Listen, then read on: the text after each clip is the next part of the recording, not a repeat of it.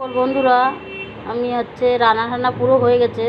আমি কাঁচা যখনই রান্না করেছি সব জিনিস তখন দেখাতে পারিনি। এত ঝড় বৃষ্টি হয়েছে আমাদের এখানে, খুবই ঝড় টাইপের হয়েছে, খুব বিদ্যুৎ চমকিছে। আর বৃষ্টিও খুব হয়েছে, মুষলধারা বৃষ্টি হয়েছে। তা আমি তার ভিতরে আস্তে আস্তে টুকটুক করে রান্না করেছি কেটে কুটে নিয়ে।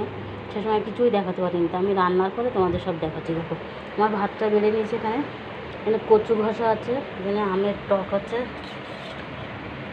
এখানে বোয়াল মাছের ঝাল করেছি, কলমি শাক ভাজা করেছি, আর এই যে ভাত, ছোট্ট হাঁড়িতে ভাত রান্না করেছি।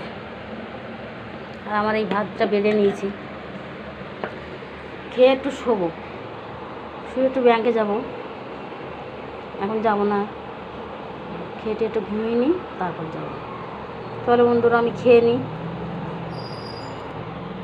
আর আমার ছেলের তো আসার কোনো ঠিক নেই, কিন্তু কালকে তাড়াতাড়ি চলে এসেছে।